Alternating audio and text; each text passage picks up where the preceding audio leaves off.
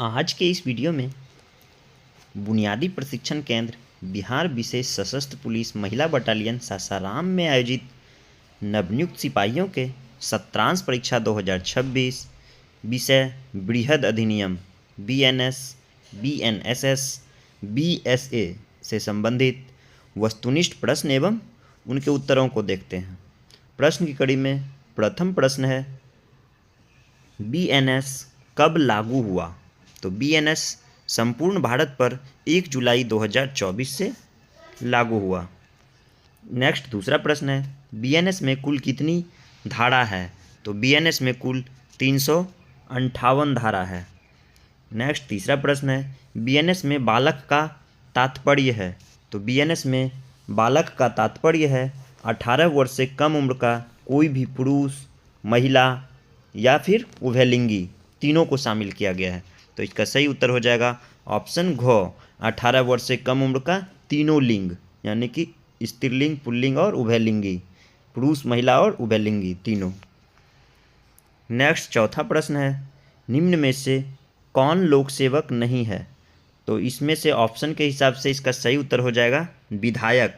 विधायक विवादित रहा है, विधायक जो है लोक सेवक नहीं माना गया है। सर्वोच्च न्यायालय के ऐतिहासिक फैसला AR अंतुले बनाम RS नायक और PV नरसिम्हा राव मामले के अनुसार जो है विधायक को लोक सेवक नहीं माना गया है, लेकिन भ्रष्टाचार निवारण अधिनियम 1988 के तहत विधायक को भी लोक सेवक माना गया है। तो ये विवादित रहा है, लेकिन सर्वोच्च न्यायालय के ऐतिहासिक फैसले के अनुसार जो है इसको लोक सेवक अभी भी नहीं माना गया है। तो इसका सही उत्तर हो जाएगा ऑप्शन घ, विधायक। नेक्स्ट पांचवा प्रश्न है, प्राइवेट प्रतिरक्षा में की गई बातें? तो प्राइवेट प्रतिरक्षा में की गई बातें अपराध नहीं है, सही उत्तर हो गया ऑप्शन ख। नेक्स्ट छठा प्रश्न है, महिला की लज्जा भंग करने के आशय से हमला या आपराधिक बल प्रयोग निम्न में से कौन है? तो महिला का हाथ पकड़ना, महिला का दुपट्टा खींचना, उपरोक्त दोनों जो है लज्जा भंग करने के आशय से आपराधिक बल का प्रयोग है। नेक्स्ट सातवां नंबर प्रश्न है, पति या पत्नी के जीवन काल में पुनः विवाह करने पर किसे दंडित किया जाएगा? तो पत्नी या पति के जीवन काल में जो है पुनः अगर दोबारा शादी किया जाता है तो उसमें जो है दोषी पति भी हो सकता है, अगर पति दूसरा शादी कर रहा है, या फिर पत्नी दूसरी शादी कर रही है तो वो भी दोषी हो सकती है। तो इसका सही उत्तर हो जाएगा उपरोक्त दोनों। नेक्स्ट आठवां नंबर प्रश्न है, हत्या की परिभाषा बीएनएस की किस धारा में है? तो हत्या की परिभाषा बीएनएस की धारा 101 में है। तो इसका सही उत्तर हो गया ऑप्शन घ। अगर पूछा जाता हत्या के लिए दंड, तब हो जाता बीएनएस की धारा 103 में। हत्या के लिए दंड, जो दोषी पाया जाता है दोषी व्यक्ति को मृत्युदंड या फिर आजीवन कारावास से दंडित किया जाता है। नेक्स्ट नौवां नंबर प्रश्न है, स्वदोष अवरोध। स्वदोष अवरोध बीएनएस की किस धारा में परिभाषित है? तो स्वदोष अवरोध को बीएनएस की धारा 126 में परिभाषित किया गया है।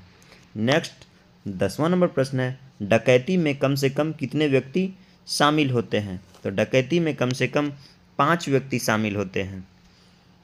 चलिए नेक्स्ट देखते हैं बीएनएसएस का, देख लीजिए शॉर्ट में आप लोग सब्जेक्टिव प्रश्न।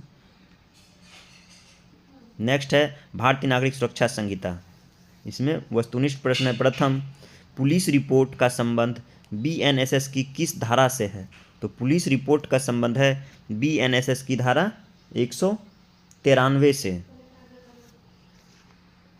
नेक्स्ट दूसरा प्रश्न है, पुलिस थाने का भारसाधक अधिकारी की परिभाषा किसमें दी गई है? पुलिस थाने के भारसाधक अधिकारी की परिभाषा जो है बीएनएसएस की धारा 2 का द के तहत दिया गया है, 2 के द में रखा गया है। नेक्स्ट तीसरा प्रश्न है, सत्र न्यायालय के द्वारा किस प्रकार की सजा दी जाती है? तो सत्र न्यायालय के द्वारा जो है मृत्युदंड, आजीवन कारावास और जुर्माने सभी जो है सजा दी जाती है सत्र न्यायालय के द्वारा। तो यहाँ ऑप्शन के हिसाब से हो जाएगा मृत्युदंड एवं आजीवन कारावास दोनों। नेक्स्ट चौथा प्रश्न है, प्रथम श्रेणी के मजिस्ट्रेट के द्वारा कितने वर्ष तक अथवा कितने रुपये के जुर्माना लगाया जा सकता है? तो प्रथम श्रेणी के मजिस्ट्रेट के द्वारा 3 वर्ष का सजा और 10,000 रुपया तक का जुर्माना लगाया जा सकता है। नेक्स्ट 5वां नंबर प्रश्न है, वरिष्ठ पुलिस अधिकारियों की शक्तियों का वर्णन बीएनएसएस की किस धारा के अंतर्गत किया गया है? तो वरिष्ठ पुलिस अधिकारियों की शक्तियों का वर्णन बीएनएसएस की धारा 30 के अंतर्गत किया गया है। नेक्स्ट छठा प्रश्न है, उद्घोषणा यानी कि इस्तेहार, उद्घोषणा का वर्णन जो है बीएनएसएस की किस धारा में किया गया है? तो उद्घोषणा का वर्णन बीएनएसएस के धारा 84 में किया गया है। नेक्स्ट 7वां नंबर प्रश्न है, बंद स्थान की तलाशी लेते समय ऑडियो वीडियो में रिकॉर्डिंग करने का प्रावधान बीएनएसएस के किस धारा में वर्णित है? तो देखिए इसका एग्जैक्ट आंसर इस ऑप्शन में से किसी में भी नहीं है। बंद स्थान की तलाशी लेते समय ऑडियो वीडियो में रिकॉर्डिंग करने का प्रावधान जो है बीएनएसएस के धारा 105 एवं 185 में किया गया है। किसमें? 105 और 185 में किया गया है। ठीक, लेकिन यहाँ ऑप्शन के हिसाब से अगर इसको हम करते हैं तो आपका 193 हो सकता है, क्योंकि 193 के तहत जो है इलेक्ट्रॉनिक संसूचना के माध्यम से, इलेक्ट्रॉनिक संसूचना में आपका ऑडियो वीडियो सभी रिकॉर्डिंग आ जाएगा, तो इलेक्ट्रॉनिक संसूचना के माध्यम से जो है रिपोर्ट सौंपा जाता है। तो इसीलिए यहाँ पे ऑप्शन के हिसाब से 193 सही है। लेकिन अगर सिर्फ ये एग्जैक्ट क्वेश्चन रहेगा कि बंद स्थान की तलाशी लेते समय उसकी ऑडियो वीडियो की रिकॉर्डिंग करने का प्रावधान अगर पूछा जाए तो बीएनएसएस की धारा 105 और 185 के तहत वर्णित है। चलिए नेक्स्ट 8वां नंबर प्रश्न है, पीड़ित महिला का बयान महिला पुलिस अधिकारी से कराने का प्रावधान बीएनएसएस के किस धारा के अंतर्गत है? तो पीड़ित महिला का बयान महिला पुलिस अधिकारी से कराने का प्रावधान बीएनएसएस की धारा 180 के तहत है।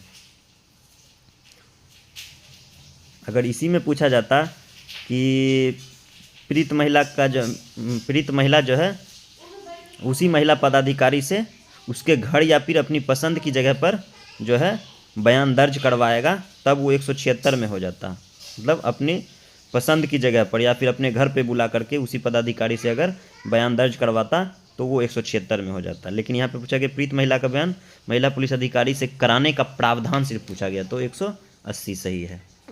चलिए नेक्स्ट 9वां नंबर प्रश्न है, पुनः अनुसंधान का प्रावधान पुनः अनुसंधान का प्रावधान बीएनएसएस के किस धारा में किया गया है? तो पुनः अनुसंधान का प्रावधान बीएनएसएस की धारा 193 के 9 में किया गया है। 193 का 9 में किया गया है। नेक्स्ट 10वां नंबर प्रश्न है, बीएनएसएस में कुल कितनी धाराएं हैं? तो बीएनएसएस में कुल 531 धाराएं हैं। चलिए नेक्स्ट देखते हैं। इसमें लघु उत्तरीय और दीर्घ उत्तरीय प्रश्नों को आप लोग देख लें या फिर स्क्रीनशॉट कर लें और अपने स्तर से तैयारी कर लें। नेक्स्ट है आपका बीएसए भारतीय साक्ष्य अधिनियम। वस्तुनिष्ठ प्रश्न इसमें प्रथम है, न्यायालय कब स्वीकृत तथ्य को भी साबित करने को कह सकता है? तो न्यायालय जो है स्वीकृत तथ्य को साबित करने को संदेह की स्थिति में अपने विवेक से विवेकाधिकार का प्रयोग करके कह सकता है, संदेह की स्थिति में। तो सही उत्तर हो जाएगा ऑप्शन ख। नेक्स्ट दूसरा प्रश्न है, धारा 61 के अनुसार इलेक्ट्रॉनिक्स रिकॉर्ड है। तो धारा 61 के अनुसार इलेक्ट्रॉनिक्स रिकॉर्ड है प्राथमिक साक्ष्य।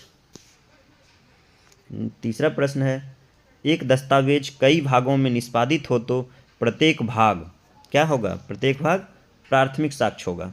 एक दस्तावेज कई भागों में अगर निष्पादित हो तो प्रत्येक भाग प्राथमिक साक्ष्य होगा। नेक्स्ट चौथा प्रश्न है, स्वीकृति किस प्रकार के मामलों में लागू होती है? तो स्वीकृति जो है केवल सिविल मामलों में लागू होती है, सिविल यानी कि दीवानी मामलों में लागू होती है।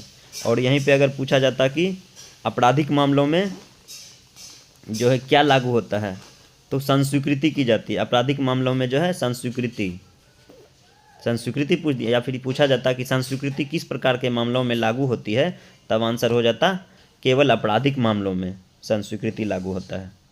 चलिए, तो यहाँ पूछा गया था क्वेश्चन स्वीकृति किस मामलों में लागू है? तो स्वीकृति केवल सिविल या फिर दीवानी मामलों में लागू होती है। सब्जेक्टिव टाइप प्रश्न है, इसको देख लीजिए, लघु उत्तरीय प्रश्न। और इसी तरह का वीडियो पाने के लिए हमारे चैनल से जुड़े रहें। धन्यवाद।